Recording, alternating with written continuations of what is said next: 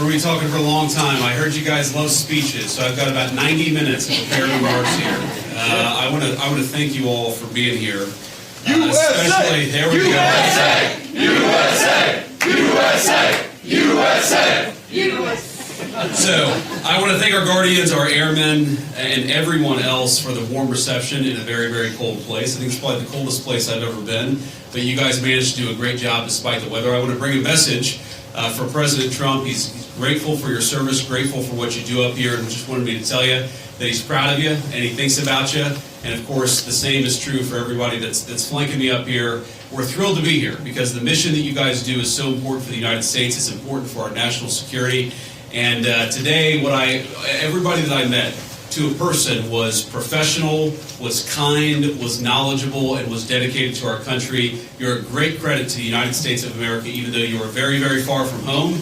I met some Texans and some Floridians today, and I thought to myself, man, you guys have really signed up for tough duty here in Greenland, but it's a beautiful place. It's a striking place, a very harsh place. The Colonel showed me around, but a very beautiful place. Even in right now, I guess we're still, at least here in Greenland, in the heart of what is winter, because winter, I guess, lasts about 9 months here in Greenland. So I want to thank our reporters for following us around today and covering what we're doing. We'll take some questions from the reporters, but before we did that, I wanted to give some of my special guests an opportunity to say a few words. So we, of course, are thrilled to be joined by Juliet, our National Security Advisor's wife, and by my wife, our Second Lady Usha.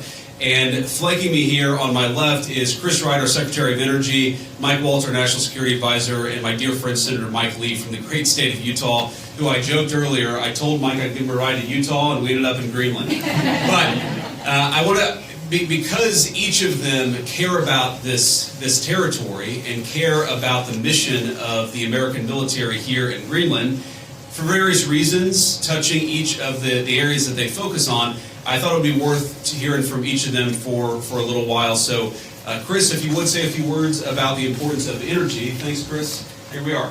I will. Echo the Vice President's comments to thank you for your service to our country, wherever it is, whatever it takes. And I think we see right here in this beautiful air base in the high Arctic what energy can do.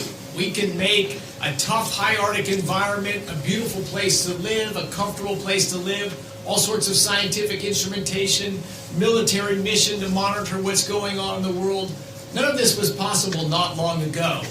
President Trump was elected to re-energize America, to take the beauty that you've seen up here and make that a thing of pride and ambition again. Not shaming of energy, not trying to stop its growth and its prosperity, but to re-energize it. So energy makes the world a beautiful place to live. It makes us comfortable and have long, opportunity-rich lives. I'm thrilled and proud to be part of this administration with President Trump and Vice President Vance. Thank you all for your service. I'm honored to be here. Thank you, Chris.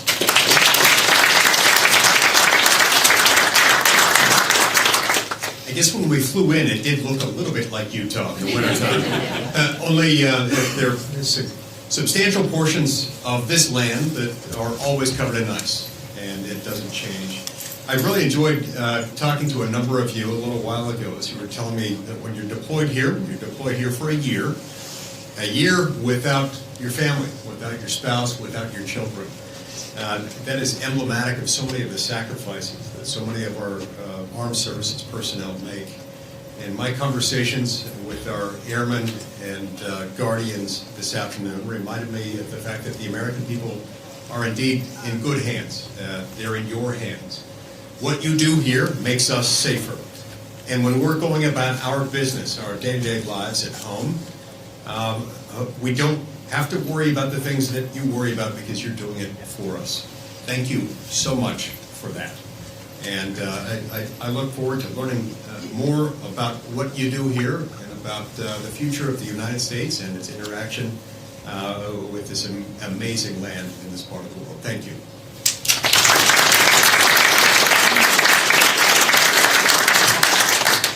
Thank you, Mr. Vice President, and I just wanted to take a minute and thank you all to the airmen and women, to the guardians who are keeping us safe day in and day out. You are continuing a tradition of the U.S. military's presence in Greenland since World War II, a 1951 defense treaty.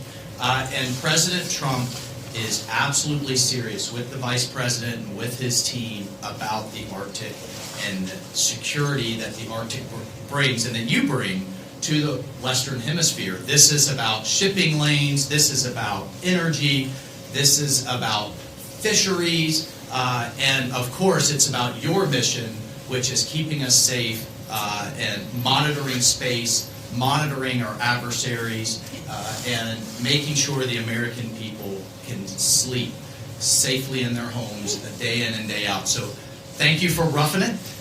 Thank you for being without your families. I bet every one of you are going to pick somewhere in, I don't know, Florida or the Bahamas or something for your next duty station, I would think. But this is also, I mean, what an incredible adventure. I have yet to meet a veteran. My wife is a veteran. I am as well. And of course, the Vice President. I have yet to meet a veteran that says, wow, I regret my time in service. Instead, they cherish it the rest of their lives. So, appreciate this moment and this adventure that it is. And the American people, thank you. President Trump thanks you. And I know the Vice President and the Second Lady thanks you as well. And it's just really an honor to be with you today. Thanks so much.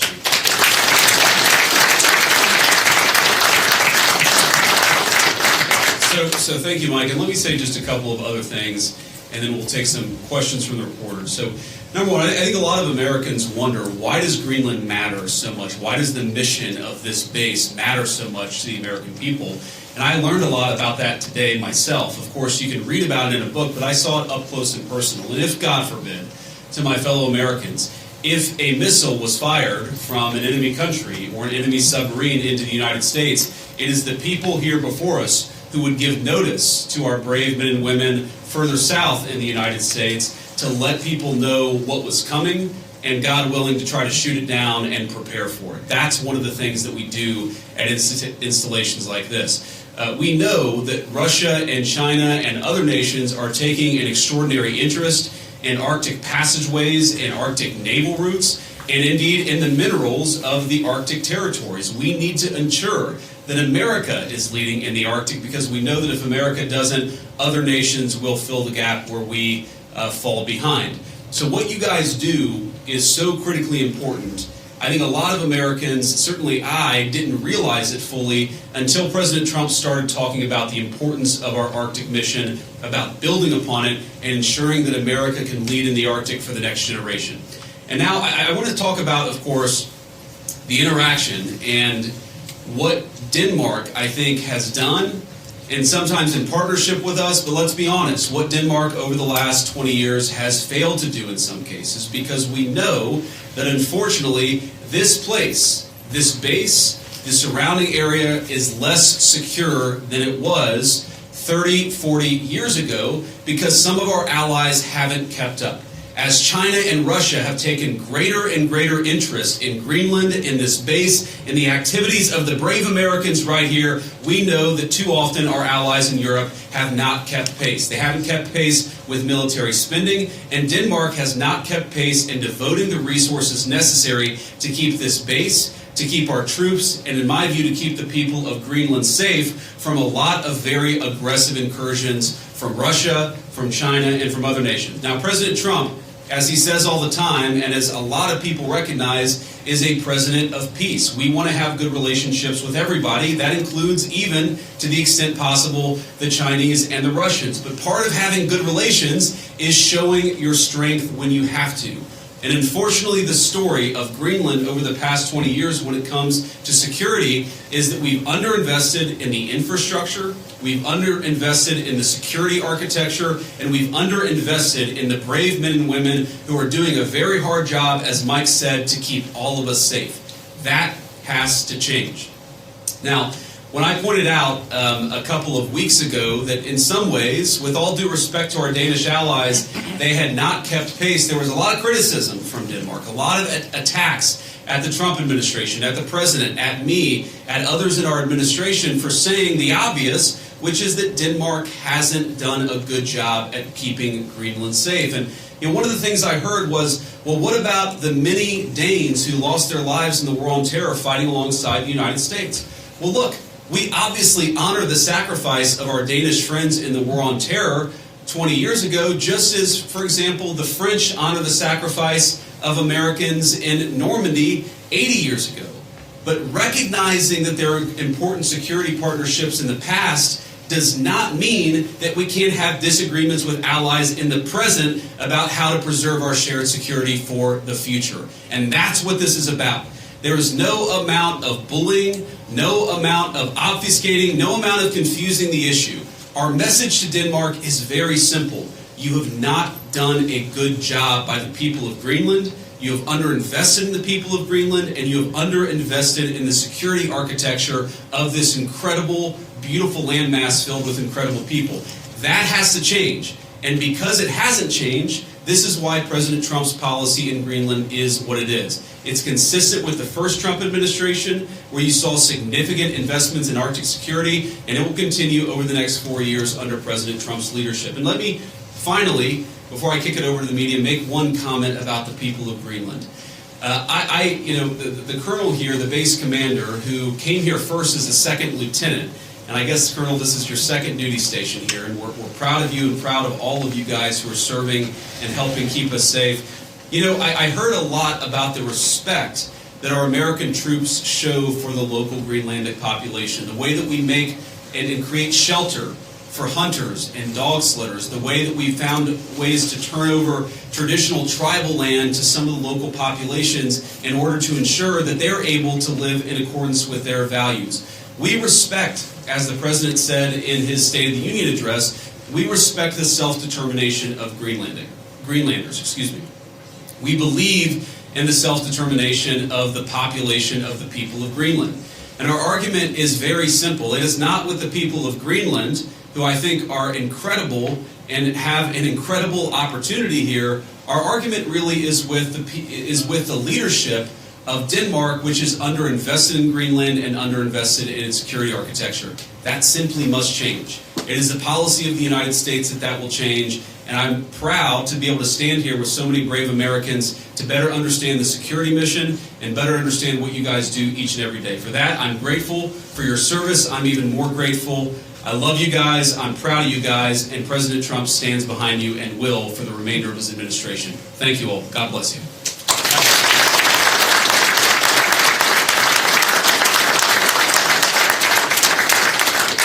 All right, now we'll take a few questions. Both you guys have your hands up. Whoever can go first. Red scarf, go first. Okay, sure. Thank you, Mr. Vice President. Do you have any plans, are there plans to expand the U.S.'s military presence in Greenland beyond this base? Well, are there immediate plans to expand our military presence? No, but are there general objectives that we want to accomplish that will certainly require us investing more resources, investing in additional military icebreakers, investing in additional naval ships that will have a greater presence in Greenland? Absolutely. And we know that's necessary because we know, as Mike talked about and certainly I talked about, there has been an expansion of the security footprint and the security interest of Russia and China. They're doing what they believe is in their interest. The United States must do what I know is in our interest, which is to make sure that Greenland is safe. If Greenland doesn't have self-determination, if the people of Greenland have their future controlled by the Chinese Communist Party, it's not going to make their lives better off, and most importantly, it's going to make American and world national security, world security, much, much weaker.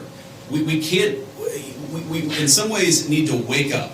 We need to wake up from a failed 40-year consensus that said that we could ignore the encroachment of powerful countries as they expand their ambitions. We can't just bury our head in the sand, or in Greenland, bury our head in the snow and pretend that the Chinese are not interested in this very large landmass. We know that they are. They've taken steps to put Greenland in ridiculous debt traps to invest and exploit the resources here. And we know that they're sending a lot of military resources here. Yes, over the medium term, the United States will meet that challenge. We will put our own resources here. We already have a lot of great resources here, but we know we're going to have to do more to counter some of the nations that we know that we're competitive with. Sure. Thank Thank you so much, Mr. Vice President. And the President said today that we have to have Greenland. By being here today, are you also conveying that message that the U.S. is very serious in its desire to acquire Greenland? Well, the President said we have to have Greenland, and I think that we do have to be more serious about the security of Greenland. We can't just ignore this place. We can't just ignore the President's desires, but most importantly, we can't ignore what I said earlier, which is the Russian and Chinese encroachment in Greenland. We have to do more.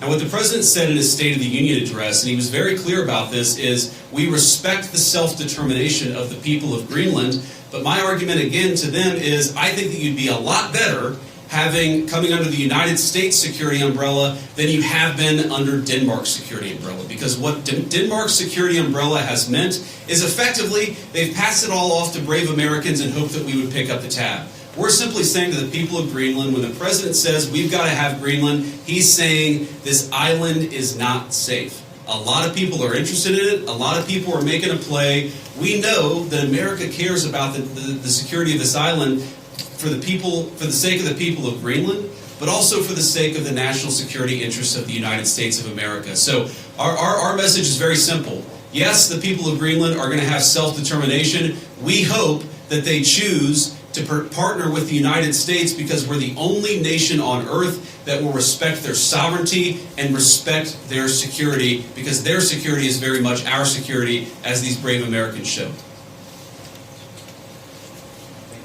John Parkinson with ABC News. Thanks for bringing us along on this historic trip.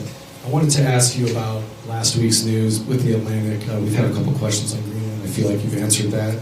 But I did want to ask, did you express your concerns to the President that you were opposed to the Houthi strike? And also, what did you mean when you asked, or when you said in that thread that the President wasn't aware that his directions for Yemen were inconsistent with his message on Europe? Well, I didn't quite say that. I think that's a slight bit misunderstanding of what I said, but we've talked, of course, in the American media about Signalgate, as I called it, for the past week.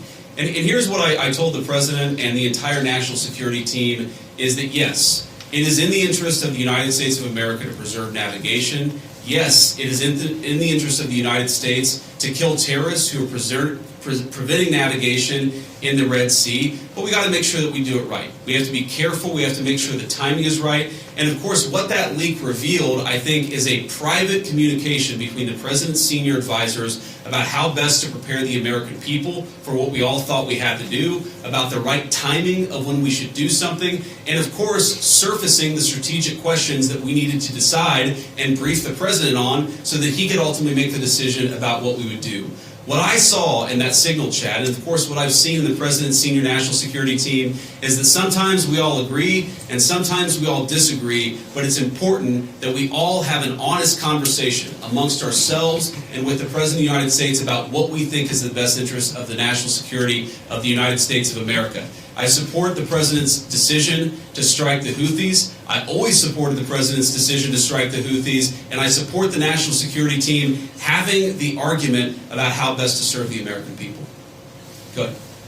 In your security briefing today, did you see specific threats coming from China and Russia, things that you did not know about before? Are we talking battleships, icebreakers, any type of military equipment, or is it economic? Well, I don't want to get too specific, but yes, we know that the Chinese are very, very interested in this island. We've seen some of the economic pressures that they've tried to place on Greenland. We know that they're increasingly engaging in military training and military interest. Certainly, they've started to describe themselves as a near-Arctic power. And I think part of that is justifying taking a further interest in Greenland and some of the surrounding territories. So we've seen very strong evidence that both the Chinese and the Russians are interested in Greenland. And why wouldn't they be interested in Greenland? It's a beautiful place. It has incredible people. It has its geographic placement makes it very important for the national security of the United States, but for world security. What we have to recognize is that if the Chinese and the Russians are going to pursue their national interest, we need a president who's going to pursue the American national interest, and that means ensuring that Greenland is safe. When can we expect an update on the internal investigation into that signal chat leak? Has that investigation concluded, and what are the findings? I think we'll get an update soon. Look, we take it very seriously. We all accept that a journalist should not have been invited into the chat, and members of the administration, including my dear friend Mike, have taken responsibility for it. But I find the American media's obsession with this issue very, very interesting, because I happen to remember about 4 years ago when American military leadership made a catastrophic error that got 13 innocent Americans killed in Afghanistan and had about $80 billion of military equipment turned over to one of the worst terrorist organizations in the world. And for years, the American media ran cover for a Biden administration that refused to fire any generals or even launch an internal investigation that was meaningful and substantive about what happened. And now the same American media that covered for the Biden administration after the untimely death and the unnecessary death of 13 brave Americans is really, really interested in forcing the President of the United States to fire someone because of a signal chat. Because of a signal chat. That is not honest behavior from the American media, and if you think you're going to force the President of the United States to fire anybody, you've got another thing coming. President Trump has said it on Monday, on Tuesday, on Wednesday, on Thursday, and I'm the Vice President saying it here on Friday. We are standing behind our entire national security team. Can I just ask you about Yeah, go ahead.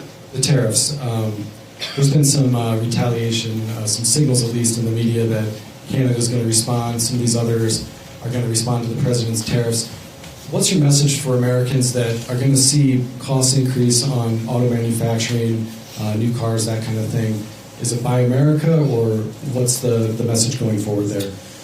Well, let me say a couple of things. First of all, for the Canadians, and we have many dear friends in Canada, and of course we love the Canadian people, but the Canadian leadership threatening retaliatory tariffs against the United States, as President Trump often says, they just don't have the cards. There is no way that Canada can win a trade war with the United States. What President Trump has said is that he wants to level the playing field.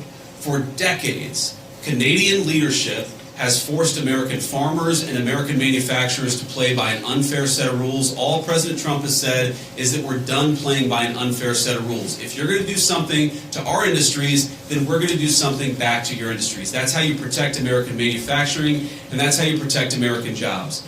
Now, what I'd say to the American people is look, the president ran on this, and he said very clearly that we're done being the piggy bank of the entire world. For 40 years, in the same way that our European friends, I think, have neglected international security, for 40 years, a lot of our friends all over the world have used America as a piggy bank. They have used us to absorb all of their excess economic production. What has that meant for Americans? For Americans, that's meant manufacturing jobs declining. That's meant middle-class wages going down. That's meant whole towns that have been hollowed out by empty factories, and that means an America that is less safe because our manufacturing isn't as powerful now as it was 30 years ago. I've got all these brave Americans in front of me and a few behind me too. We want to send, if God forbid we have to send Americans to war, we want them to have weapons, the best weapons in the world that are manufactured in America and not in China. The way you do that is to rebuild the American manufacturing sector. The days of America being the piggy bank of the world, the days of closed factories, the days of people not being able to get a middle-class job in this country, they're over. And yes, that means we're going to have to fight back even against some of our friends and their unfair economic practices, but the long-term consequence of this is going to be higher wages, more manufacturing, and more economic security for the American people. We'll take a couple more questions. On Russia, has the U.S. agreed to those conditions that the Kremlin said were needed for that truce in the Black Sea? It included lifting sanctions imposed on Russian banks. Trump said this week that you were still looking at it. Well, there are a couple of different statements that are floating around out there, and some of them I think are mistranslations, and some of them are not totally clear what is even being asked for. But the president has said, and he's right, that I think we feel very good about where things are. We trust but verify. We make sure that what we're seeing from one party is met by the other party and vice versa. but I think that we've made an incredible amount of progress. We have to remember that this war started under Joe Biden's administration. It has led to an unbelievable amount of death and destruction, and for the first time in almost 4 years, thanks to President Trump's leadership, we have an opportunity to really achieve a peaceful settlement. The President's going to fight every single day to make sure that happens, and of course we'll keep you guys updated as we continue to make progress. I do think, if you look at what we've talked about, we've obviously got this energy infrastructure ceasefire. We've got a Black Sea commercial ceasefire that I think is almost done. And once we get there, we'll work on the next stage of the ceasefire. Yeah. The president has previously not ruled out military force when he's talking about taking over Greenland. But your rhetoric today is more about encouraging the Greenlandic people to vote for independence. Do you think the rhetoric has changed about that, or what's your message there? No, I don't think it's changed at all. Look, the President said clearly he doesn't think that military force is going to be necessary, but he absolutely believes that Greenland is an important part of the security, not just of the United States, but of the world, and of course the people of Greenland too. It's very simple. I think the President's been very consistent here from his State of the Union, from his inaugural address, and every public statement that he's made. This territory, Greenland, really matters for the security of the United States. It's extremely vulnerable right now, and if the people of Greenland were willing to partner with the United States, and I think that they ultimately will partner with the United States, we could make them much more secure, we could do a lot more protection, and I think they'd fare a lot better economically as well. This has to happen. And the reason it has to happen, I hate to say it, is because our friends in Denmark have not done their job in keeping this area safe. They just haven't done it. It's very simple. For all of our friends in the American media who attack the administration for pointing out the obvious, what is the alternative? To give up the North Atlantic? To give up the Arctic? To China? To Russia? And to other regimes that don't have the best interest of the American people at heart? We have no other option. We need to take a significant position in Greenland to keep the people here safe, but to keep our own country safe too. We'll do one or two more. Yeah. Trump said this week the U.S. would go as far as we have to go to acquire Greenland. In that same vein, that question, are there plans that have been drafted to use military force to take over Greenland? Well, what the President has said is that we need to have more of a position in Greenland. We need it, again, for the safety of the American people. And what we think is going to happen is that the Greenlanders are going to choose through self-determination to become independent of Denmark, and then we're going to have conversations with the people of Greenland from there. So I think that talking about anything too far in the future is way too premature. We do not think that military force is ever going to be necessary. We think this makes sense. And because we think the people of Greenland are rational and good, we think we're going to be able to cut a deal, Donald Trump style, to ensure the security of this territory, but also the United States of America. I'll do one more question.